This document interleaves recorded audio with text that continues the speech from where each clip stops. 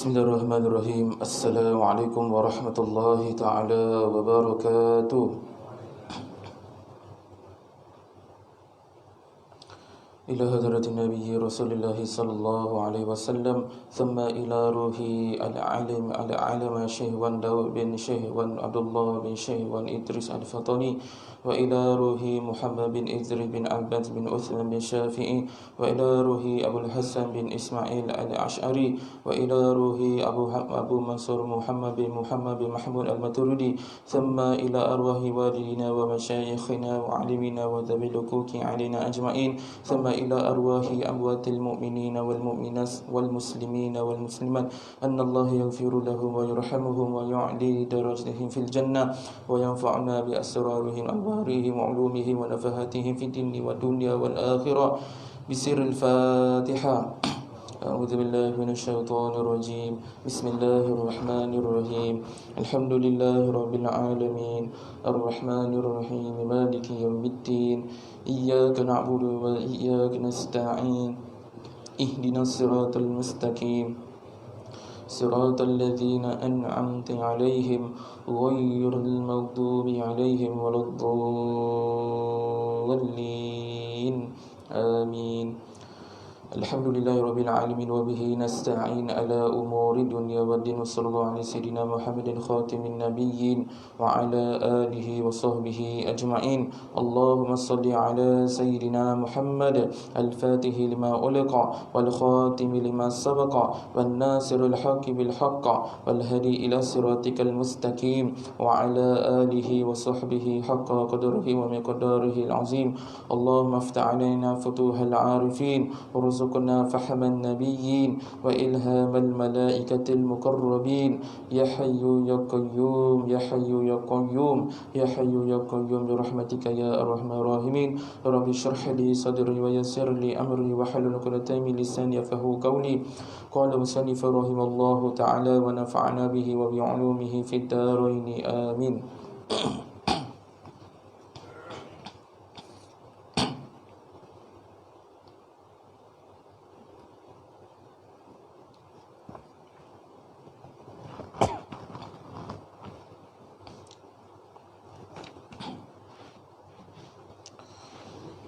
Muka surat 97.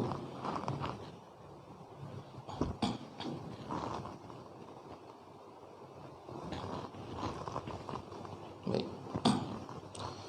Muka surat 97 nombor 14, iaitu sunan ihram. Solat sunan ihram.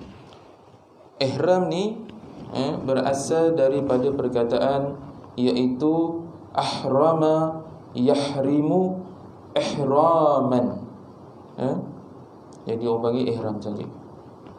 Sekali lagi, ambil daripada perkataan ahramu yahrimu ihraman.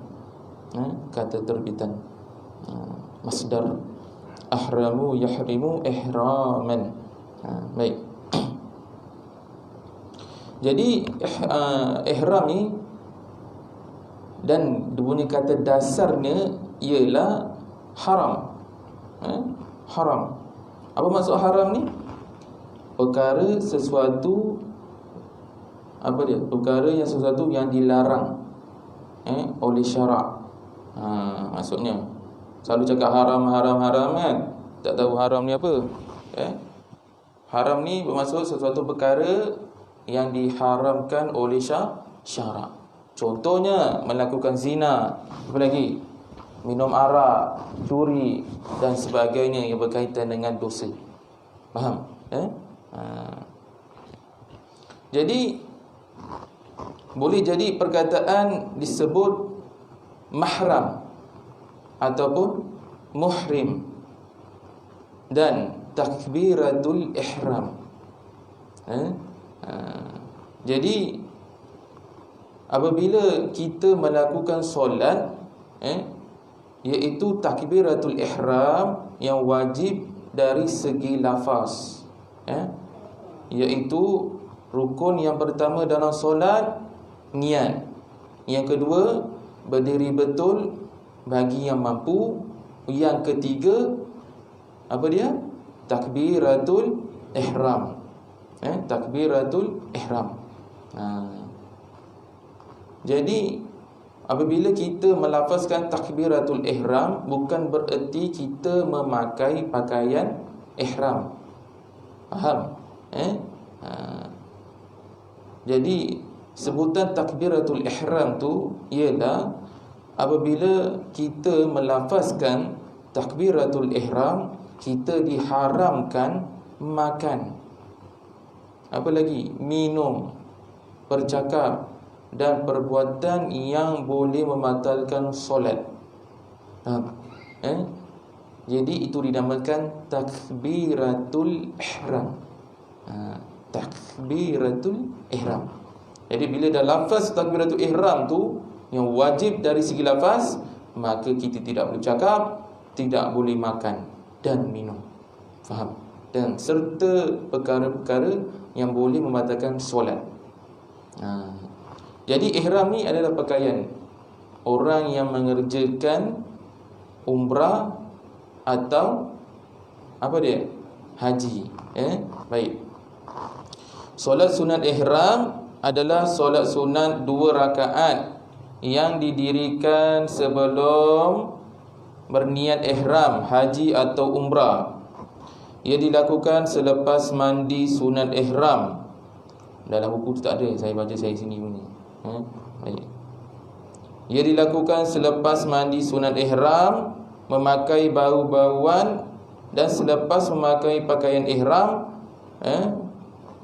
barulah apabila dia nak datang sampai di sempadan dan sebagainya, baru dia boleh niat untuk memakai pakaian ihram. Tapi dah pakai ihram tapi belum niat. Faham tak? Okey. Apabila dia pakai pakaian ihram, kemudian barulah dia boleh solat sunat ihram. Pada rakaat pertama hendaklah membaca surah Al-Kafirun dan surah Al-Ikhlas pada rakaat yang kedua.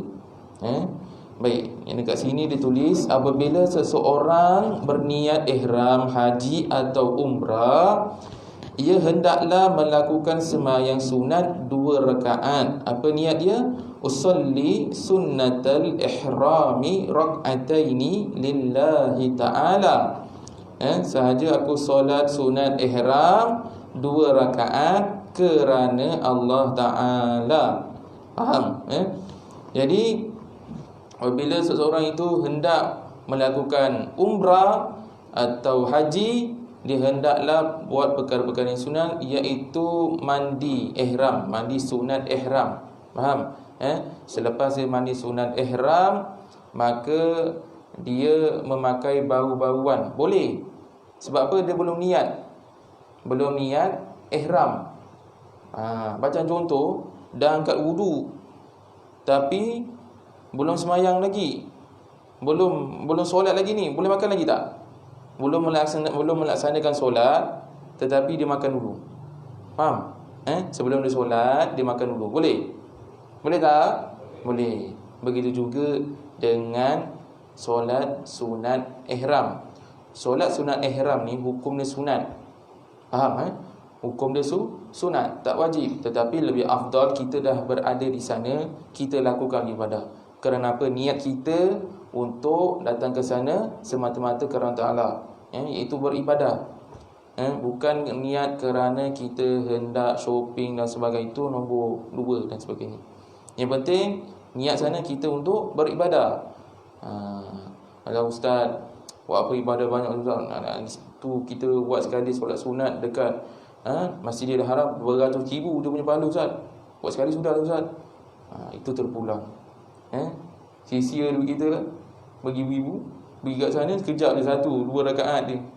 4 rakaat solat sunat tu je. Dah sampai sana, penuhkan amalan. Penuhkan amalan buat di Masjidil Haram tu ataupun di Masjid Nabawi, kan. Kalau kita berpeluang masuk di Raudah, kita solat. Jangan lepaskan peluang. Mekah dan Madinah ni bukan berada di Malaysia, kan. Boleh naik kereta gitu jam sampai, kena naik kapal terbang untuk sampai ke sana punya jauh. Baik. Jadi Untuk solat sunat ihram, apa tadi? Mula-mula mandi dahulu. Pakai bau-bau wangian, kemudian memakai ihram, kemudian apa lagi? Barulah solat sunat ihram. Belum niat ihram lagi tau. Belum niat ihram. Dah sampai dekat miqat tu. Miqat tu apa? Sempadan kan. Sempadan. Ada miqat makani. Makani tu tempat lah kan. Makani. Makani tu maksudnya tempat. Okey, faham? Sempadan antara Allahumma shalli ala Muhammad, sempadan antara tanah haram dan sebelum tanah haram tu. Itu maksudnya untuk melakukan niat ihram, sama ada haji ataupun umrah. Baik. Manakala kadang-kadang ada orang salah faham, iaitu tentang apa? Iaitu tentang sebutan mahram dan muhrim. Kau jangan pegang dia, kau bukan muhrim. Faham? Mana dengar? Kan? Muhrim tu apa maksud? Orang yang telah mengenakan pakaian ihram untuk melaksanakan haji atau umrah. Itu muhrim. Mahram ni ialah orang yang haram kita bernikah. Beza mahram dengan muhrim. Kan? Jadi kalau ada orang kata engkau bukan muhrim, saya bukan melaksanakan haji atau umrah yang sedang berihram.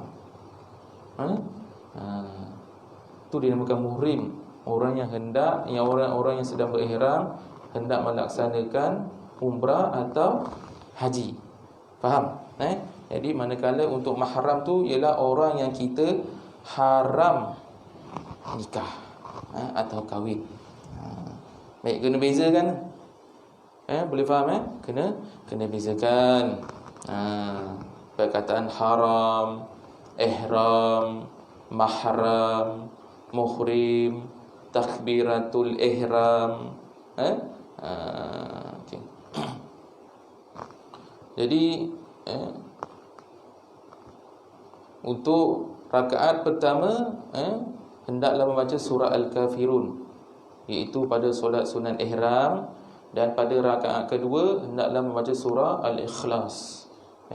Jadi selain pada surah tu dibolehkan, tak ada masalah. Sunat hukum dia. Tak baca surah pun tak ada masalah. Tetapi lebih afdal kita baca surah-surah pilihan yang pendek-pendek ke. Tak kisah. Kan? Anda kata dia nak baca surah Baqarah dalam sunat ihram tu, boleh, tak ada masalah. Kalau dia mampu pula. Baik. Seterusnya iaitu melakukan solat sunat tawaf. Melakukan solat sunat tawaf. Baik, apa maksud tawaf ni? Tawaf. Ta, waw, alif, fa. Dia bukan tawaf. Betul? Ta, waw, alif, fa. Kat sini buku tu ada tulis ta, waw, fa dekat lafaz niat dia. Ta, waw, alif, fa. Tawaf. Jadi bila dah masuk alam Melayu dia sebut tawaf. Tak ada masalah lah. Sebutan yang betulnya tawaf. Baik, sebab dua huruf ta. Baik. Apa maksud tawaf ni? Dari segi bahasa, tawaf dari segi bahasa ialah berpusing-pusing atau berlegar-legar. Itu maksud tawaf. Jadi kalau ada orang nak mengerjakan umrah atau haji, dia kena tahulah makna-makna ni, agar dia dapat merasai kemanisan, kenikmatan di tahun itu semua. Bukan setakat tawaf. Bila kita melakukan solat, hendaklah kita tahu makna-makna yang kita sebut tu. Contoh dalam surah Al-Fatihah, dah hafal ke belum makna-makna tu? Jadi kita kena tahu baru datang khusyuk apabila kita melakukan solat, apabila kita membaca surah Al-Fatihah. Jadi kalau contoh imam baca, kita jadi makmum, imam baca surah Al-Fatihah, kita dalam hati kita terjemahkan dalam hati. Bismillahirrahmanirrahim. Dengan nama Allah yang Maha Pemurah lagi Maha Mengasihani. Terjemahkan dalam hati. InsyaAllah dalam nama biasa, alhamdulillah, hati kita ni jadi ringan untuk terjemahkan. Macam dulu tuan guru saya, so zikir satu hari 1,000. Zikir apa ni? Zikir Allah dalam hati, zikir sir, dalam hati Allah. Mula-mula berat, Allah. Lama-lama laju, Allah. Dalam hati. Sampai kita tidur pun, zikir tu jalan dalam hati kita. Tu ni kita nak hidupkan hati kita ni. Jangan matikan hati kita ni. Ikan tanpa air akan mati. Jadi mak apa cakap, hati tanpa zikir akan mati. Macam itulah. Kalam ulama. Jadi kita nak hidupkan hati kita ni kena zikir. Paling ringkas Allah. Kita ingat Allah. Zikir dalam hati ni Allah. Supaya apabila kita berada di dalam sakaratul maut, mudah-mudahan kita mengingat Allah. InsyaAllah, amin. Baik. Kemudian tawaf dari segi bahasa ialah berpusing-pusing atau berlegar-legar, dan dari segi syarak ialah mengiringi betul, Kaabah sebanyak 7 kali menurut syarat-syarat tertentu. Jadi ada 4 berapa? 4 rukun ataupun 4 bucu. Rukun tu maksud bucu dari segi bahasa. Rukun, kita sebut rukun-rukun ni kan. Rukun ni dari segi bahasa ialah bucu. Itu sebab kalau kita pergi ke Masjidil Haram untuk melakukan tawaf, dia ada rukun apa ni? Rukun Aswad. Lepas tu rukun apa? Iraqi. Lepas tu rukun apa lagi? Syam. Lepas tu rukun Yamani. Ada 4 je saja, tak lebih pada tu. Ada 4 bucu je. Tadi mula daripada Hajar Aswad. Dia ada lain kat situ. Dekat Kaabah tu, dekat Hajar Aswad tu, daripada Hajar Aswad katakan tiang pada tiang ni kat Hajar Batu tu, Hajar Aswad tu dia ada tiang. Lepas tu ada lain, dia bukan tiang. Maksud saya tiang ni ibaratkan dia punya rukun apa ni?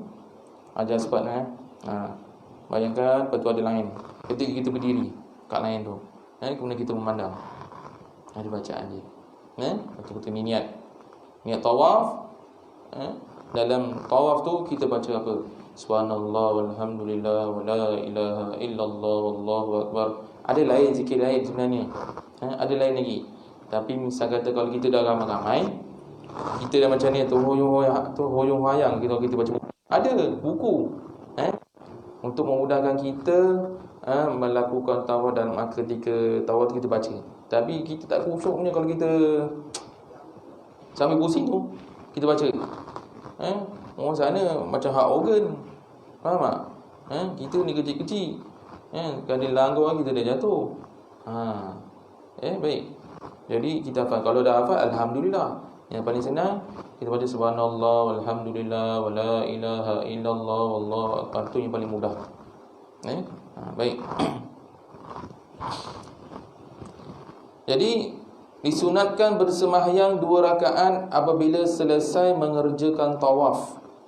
Jadi hendak melakukan tawaf tu, selepas melakukan tawaf, kemudian hendak solat sunat tawaf tu disunatkan sembahyang berhampiran dengan makam Ibrahim. Makam Ibrahim tu bukan kubur, bukan nak berada jasad di situ. Makam Ibrahim tu maksud kat situ adalah tapak. Tapak, bekas tapak kaki Nabi Ibrahim alaihi salam.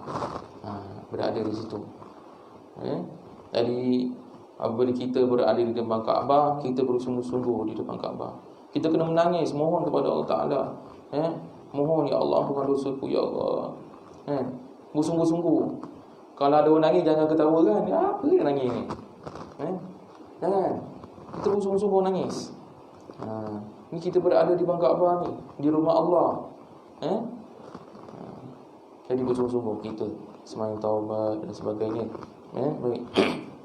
Jadi apabila seseorang itu hendak melakukan umrah, contoh kita dibenarkan melakukan umrah pergi ke Arab Saudi, kita kena sebelum pergi umrah tu mesti ada ilmu. Ilmu apa ni?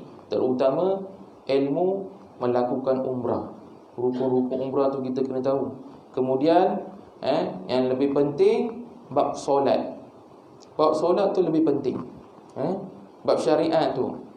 Semayang tak tahu, rukun pun tak tahu. Jadi bagaimana kita melakukan solat di sana? Saya tak nak cakap sah ke tak sah. Tuan-tuan dan puan-puan menilaikan sendiri. Bab rukun semayang tak tahu. Faham? Rukun semayang tak tahu.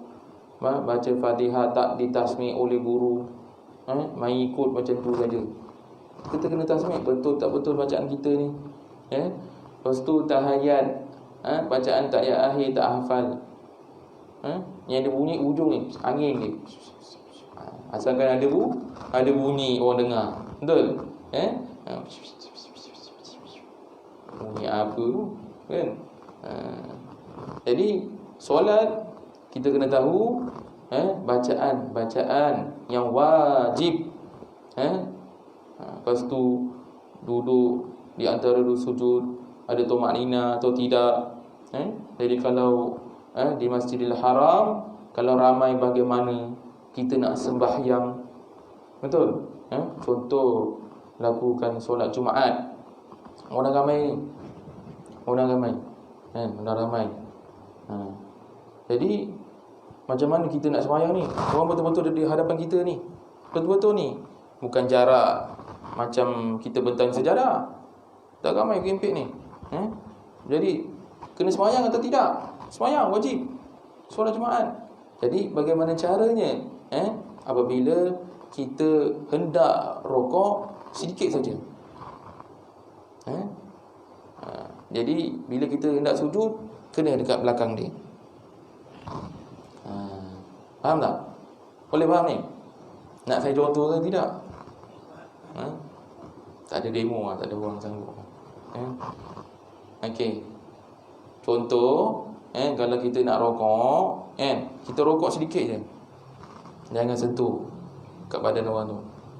Agak-agak kan? Kalau kita boleh sujud, sujud. Kalau tak boleh sujud, kita sujud secara diri. Faham? Dah gempit-gempit dah ni. Jangan, bukan bererti kita tak boleh sembahyang. Kita ada rukhsah kat situ. Bukan, wajib kita kena sembahyang. Masih dilarang. Sebelum waktu solat Jumaat tu pagi tu orang dah ramai dah. Dah ramai dah. Tak cari nanti tengok oasis ke apa kan. Solat Jumaat dah ramai. Sekarang tak ada dah ramai. Betul?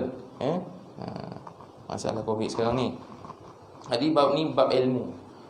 Jadi berlaku sesuatu, misal kata walaupun bukan di Masjidil Haram, kalau tempat kita ni, misal kata dah tak ada ruang, betul-betul dah tak ada ruang ni, baru kita lakukan. Selagi ada ruang, kita boleh bentang sejadah, selagi tu kita sujud dengan betul. Faham? Kalau betul-betul tak ada ruang, kat belakang dah tak boleh, kita kena buat cara. Kalau rokok sikit dalam keadaan di ni, saya contohkanlah, tak nampak, orang semua tak nampak. Okey, macam ni. Okey, jadi bila kita nak rokok, Allahu Akbar, sikit je. Sami Allah liman hamidah rabbana lakal hamd. Kita nak sujud, Allahu Akbar, kena kat badan orang tu. Jadi orang macam kita ni yang tak ada ilmu, apa ni? Faham tak? Kau main-main punggung aku ni, kan? Jadi kita mesti ada ilmu lah. Jadi kalau ada orang sembahyang, kepala dia kena kat belakang punggung kita ke dan sebagainya, jangan tepuk kepala orang tu, kan? Nampak Arab badal kita nanti lah. Jadi bab sembahyang mesti ada ilmu. Walaupun bukan di Masjidil Haram. Contoh berlaku dekat masjid sini, kan? Sesak tak boleh, kan? Jadi bagaimana cara tu? Macam itulah cara dia. Selagi boleh bentang sejadah, ada ruang untuk sujud, kita sujud dengan betul, dengan sempurna. Kalau betul-betul dah tak boleh, belakang dah berhimpit kan, dah berasak, nak tak nak kita kena sembahyang, buat cara begitu. Baik. Baik. Buat tawaf ni dia ada macam-macam tawaf. Tawaf kudum. Tawaf kudum apa? Itu kita dah belajar dah, solat kudum. Ada? Apa dia tu? Dah sampai destinasi. Senang kata tawaf selamat datang, senang kata. Kalau tawaf wida ataupun wada, ada sebut wida, wada. Tawaf apa tu? Selamat malam. Apa? Selamat tinggal. Kan? Jadi tawaf ifadah. Tawaf apa tu? Walaupun kita tak pergi haji, tak pergi umrah, sekurang-kurangnya kita kena tahu. Tawaf ifadah tu ialah tawaf rukun. Bila kita melaksanakan umrah ataupun haji, ada tak wajib kena tawaf? Wajib tak? Nak lakukan umrah, melaksanakan umrah atau haji, wajib ke tidak melaksanakan tawaf tu? Wajib. Itu dinamakan tawaf ifadah ataupun dikenali sebagai tawaf rukun. Jadi kalau ada tawaf tahiyatul tawaf tahiyat ada, maksud dia masuk masjid, Masjidil Haram, dia tawaf. Faham? Dia tawaf. Maksudnya menghormati. Jadi kalau masuk masjid sini, masuk dekat masjid sini, jangan tawaf. Tak ada benda nak tawaf. Hanya di Masjidil Haram sahaja. Kalau kita masuk sini, masuk kat masjid sini, solat tahiyatul masjid. Jadi kalau masuk dekat Masjidil Haram, tawaf, ataupun solat tahiyatul masjid dahulu. Faham? Okey, jelas. Ada yang solat sunat, solat sunat dahulu, kemudian ada tawaf. Ada yang tawaf sunat saja. Ada yang dipanggil tawaf tawatuk, ada panggil. Tawaf sunat saja. Dia tak ada kaitan. Sunat saja dia disebut tawaf. Jadi kalau ada orang tawaf, contoh baru satu pusingan, nak masuk pusingan kedua ni boleh hampir-hampir ni, jadi air semayang dia batal. Faham? Air semayang dia batal. Kemudian hendaklah dia mengambil wuduk semula. Wuduk semula. Dan selepas tu dia sambung kat mana tempat dia berhenti tadi. Tu sambung pusingan balik. Faham? Jadi misalnya kata dia dah sampai tawaf ke-6, lepas tu air semayang dia batal. Air semayang dia batal. Kemudian dia berwuduk dan dia masuk semula. Dia kira mula daripada satu pula. Itu salah. Memang penat. Kalau kena tawaf yang sampai yang jauh-jauh tu, jangan jadi pasal. Jadi kalau orang yang tak sihat, dia boleh tawaf guna kereta apa ni? Kita tolak kereta wheelchair tu kan. Ada yang saya tengok dekat Masjidil Haram, dia guna apa ni? Skuter tu kan. Skuter dah macam-macam teknologi dah. Kan? Waktu skuter dia. Sebab apa jauh kan? Ini pasal dia yang tawaf belah atas tu. Kat belah atas tau. Kat bawah tu dia tak benar kan? Setahu saya memang dia tak dibenarkan belah atas tu. Atau jauh. Nak pusing jauh. Belum sampai satu dah maut dah. Kan? Dah penat. Okey, baik. Jadi bila buat tawaf ni, ramai yang suka bertaklid. Taklid apa? Iaitu mazhab apa ni? Mula pakai mazhab Imam Hanafi.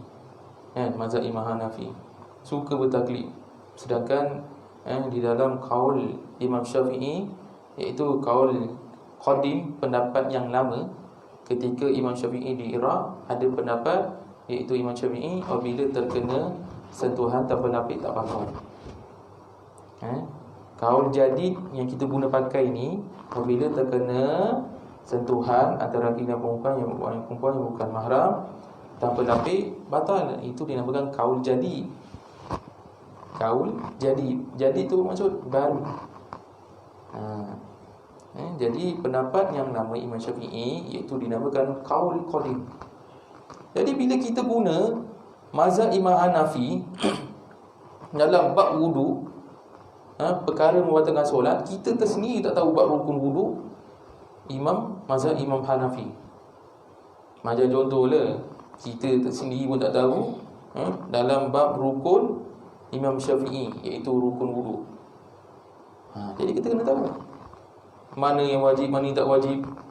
Kalau dalam mazhab Imam Hanafi, kalau kita basuh kepala, seluruh ni semua kena. Tu ke depan balik. Kalau dalam mazhab Imam Syafi'i, dia dalam mazhab Imam Hanafi, dia perkataan waslu, iaitu membasuh, bukan sebut mashu. Mashu ni dalam mazhab Imam Syafi'i, menyapu sedikit air di kepala. Mashu minar ra'si, maksudnya menyapu sedikit air di kepala, ra'si kepala. Bukan semua basuh. Tu bukan perkataan membasuh. Mashu maksudnya sapu sedikit air di kepala. Jadi bab rukun ni dalam mazhab Imam Hanafi tak tahu, tiba-tiba kita bertaklid. Itu dinamakan taklid buta. Tak tahu. Jadi itu yang kena belajar. Dalam mazhab Imam Syafi'i ni dia banyak pendapat, kan? Jangan terburu-buru. Kalau orang tanya, aku tak batal dalam tawaf, pasal apa? Aku pakai mazhab Imam Hanafi, kan? Jadi bab fiqh ni luas. Bab fiqh ni luas.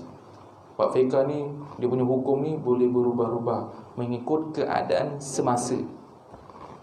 Faham? Mengikut keadaan semasa. Fiqh. Kalau bab akidah tak boleh berubah. Katakan Allah satu-satu je lah, tak boleh dua, tak boleh tiga, tak boleh empat. Tu nama akidah.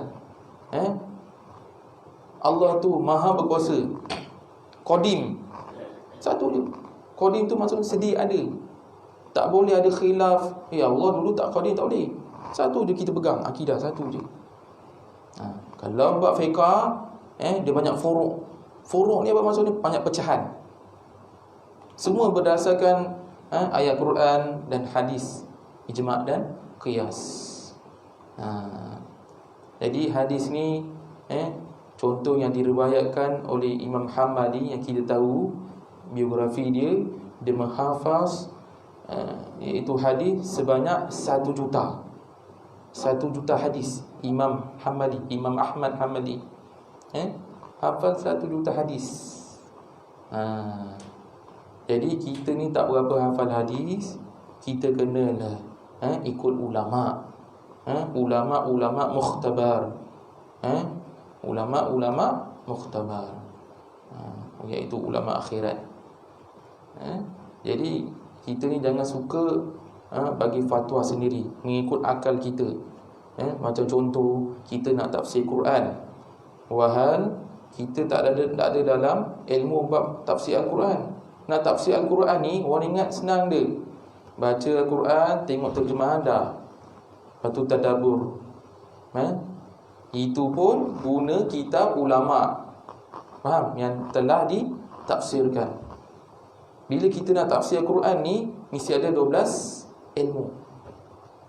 Salah satunya apa dia?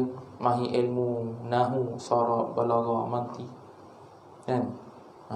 Jadi bila kita ada ilmu tafsir, maka kita boleh tafsirkan ayat-ayat Al-Quran. Sebab di dalam ayat Al-Quran ada dua apa ni? Terbagi pada dua. Satu ayat muhkamat yang jelas maknanya, dan lagi satu ayat mutasyabihat, iaitu ayat yang tidak jelas maknanya. Contoh, sebelum kita tidur, kita baca surah apa? Surah Al-Mulk. Surah Al-Mulk. Bismillahirrahmanirrahim. Tabarakalladzi biyadihil mulku. Biyadihi. Bi tu apa? Bi tu dengan. Macam bismillah dengan, kan? Yadihi. Yadihi tu, yadi ambil daripada perkataan yadun, tangan. Biyadihi, hi tu nya. takkan kita nak terjemahkan biyadihi dengan tangannya, sedangkan Allah ni laisa kamitslihi, Allah ni tidak menyerupai sesuatu pun. Jadi barulah kita gunakan ayat mutasyabihat, iaitu biyadihi itu bermaksud kekuasaan. Kekuasaan semua di tangan Allah, maksud begitu. Macam contohlah, berapa parlimen, dalam parlimen berapa kursi yang bertanding. Betul? Berapa kursi yang bertanding. Yang bertanding ni orang ke atau kursi? Dalam parlimen dalam pilihan raya, berapa kursi yang bertanding? Jadi yang bertanding ni orang ke kursi? Orang. Kan? Itu ayat. Banyak kiasan di dalam ayat Al-Quran. Jadi kadang-kadang pada orang-orang awam, dia tak berapa faham, ni Allah dia betul. Allah suruh begini-begini, tak ada bid'ah dan sebagainya. Kalau bid'ah masuk neraka. Sedangkan dia bab, walaupun belajar Mesir pun boleh tentu dia boleh mahir bab nahwu saraf. Orang boleh cakap Arab tetapi tak spesifik dia boleh mahir nahwu saraf.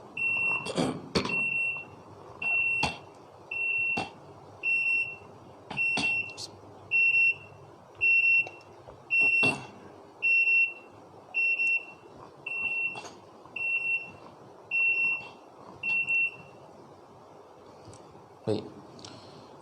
Itu bab berkaitan dengan tafsir. Kemudian nombor 16, sunat istikharah.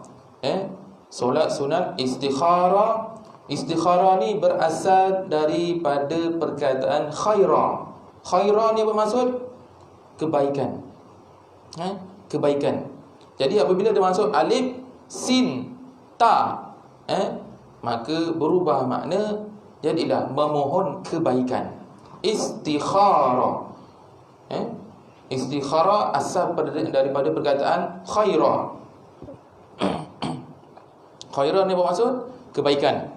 Jadi apabila masuk huruf alif, sin dengan ta, jadilah makna memohon kebaikan.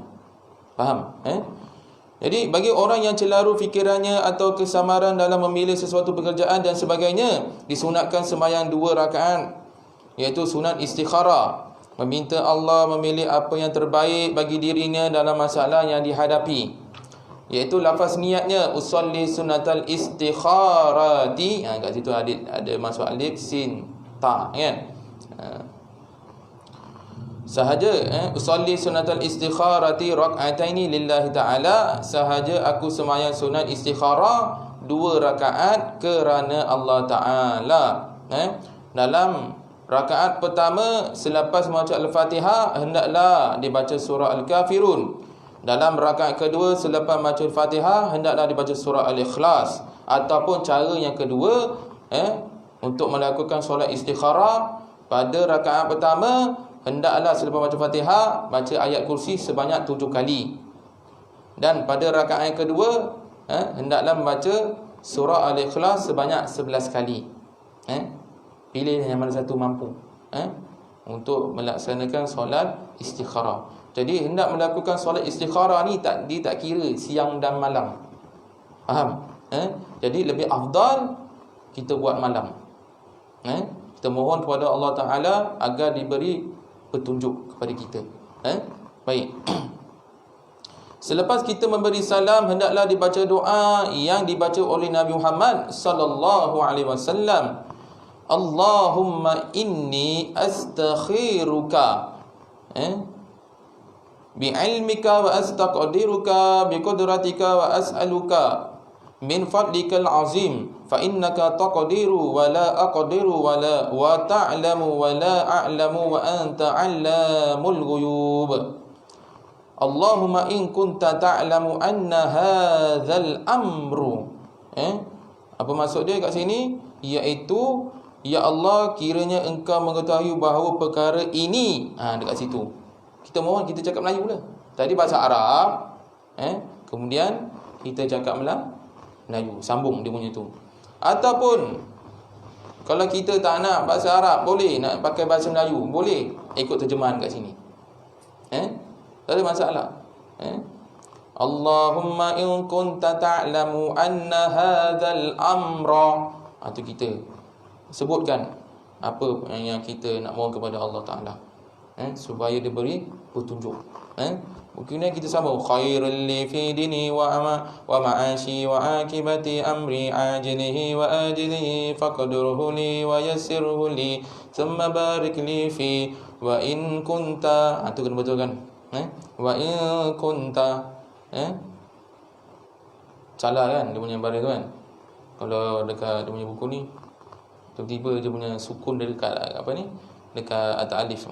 Wa in kunta ta'lamu anna hadha hadzal amra. Apa dia kata?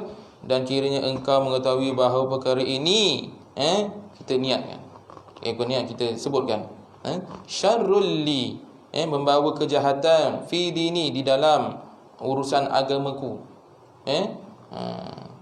Kemudian wa ma'ashi wa akibati amri ajilihi wa ajilihi fasrifu anni wa qadur liyal khaira khaytu kana thumma ardini bi.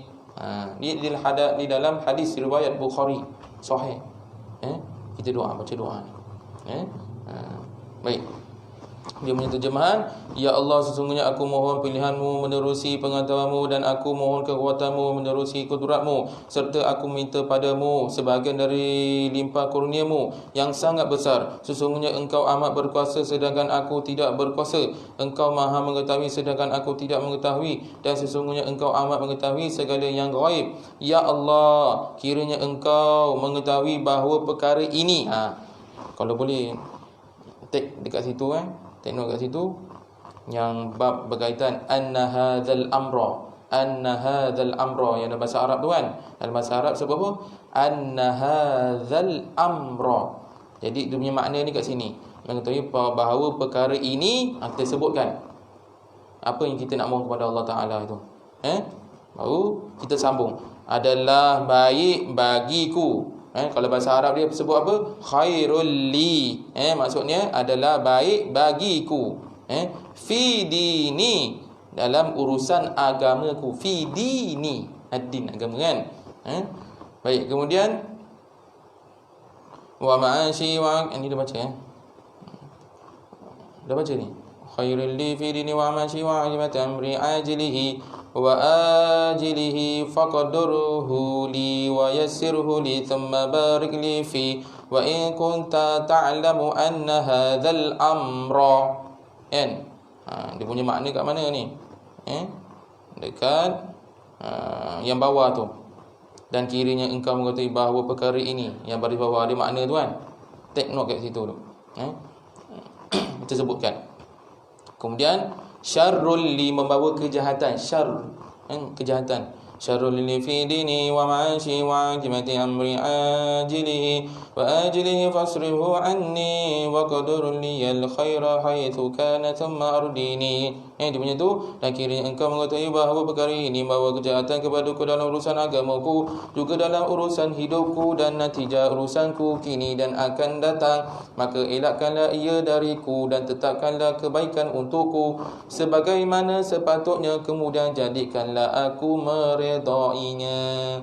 Riwayat Bukhari. Dia kata apa kat situ? Hajatnya hendaklah disebut pada perkataan anna hadzal amra yang saya sebut tadi kan, di kedua tempat itu tadi, yang tempat baik dan tempat kejahatan tadi. Jadi hendak melakukan solat istikharah ni sama ada siang boleh ataupun malam boleh. Yang lebih afdal pada waktu malam. Dan sekurang-kurangnya minimum melakukan solat istikharah ni 2 rakaat. Paling banyak 12 rakaat. 12 rakaat. Jadi buat bayi nak lakukan tu 3 hari. 3 hari ataupun paling banyak 7 hari. Faham? Tak nampak alamat juga. Alamat ni apa maksud? Alamat ni cakap Arab. Bahasa Melayunya ialah tanda-tanda. Jadi bila cakap istikharah ni bukan bererti nak kahwin. Maksud kita nak buat pilihan. Kita tak tahu apa yang akan terjadi. Kita tak tahu masa hadapan. Jadi kita mohon kepada Allah Ta'ala sama ada perkara ni baik atau tidak baik. Kalau tak baik, kita hindarkan daripada urusan benda ni semua. Faham Jadi pada malam ini kita belajar solat sunat ihram, solat sunat tawaf dan solat sunat istikharah. InsyaAllah kita akan sambung pada minggu hadapan. Apa yang baik itu datang pada Allah, yang kekurangan itu datang pada kelemahan saya sendiri. Maka saya akhiri dengan tasbih kifarah surah wal asr. Subhanakallahumma bihamdika asyhadu an la ilaha illa anta subhanaka inni zalimin. Bismillahirrahmanirrahim. Wal asr innal insana lafi khusr illa alladhina amanu wa 'amilus solihati wa tawassaw bil haqqi wa tawassaw bis sabr. Auzubillahi minasyaitonir rajim. Bismillahirrahmanirrahim. Alhamdulillahi rabbil alamin wassalatu wassalamu ala asyrafil anbiya'i wal mursalin wa ala alihi wa sahbihi ajma'in. Allahumma ighfir lana dhunubana wa liwalidayna warhamhuma kama rabbayana saghira wa li jami'il mu'minina wal mu'minat wal muslimina wal muslimat al ahya'i minhum wal amwat bi rahmatika ya arhamar rahimin. Allahumma 'allimna ma jahilna wa zakkirna ma nasina fa fahamnaha Sulaiman wa kullan atayna hukman wa 'ilman wa sakharna lana ma'anahu lil jibali sahbina wa ربنا فاعلين. ربنا ظلمنا أنفسنا وإن لم تغفر لنا وترحمنا لنكونن من الخاسرين. ربنا لا تزغ قلوبنا بعد إذ هديتنا وهب لنا من لدنك رحمة إنك أنت الوهاب. ربنا آتنا في الدنيا حسنة وفي الآخرة حسنة وقنا عذاب النار. صلى الله على سيدنا محمد وعلى آله وصحبه أجمعين. سبحان ربك رب العزة عما يصفون والسلام على المرسلين والحمد لله رب العالمين. تقبل الله منكم.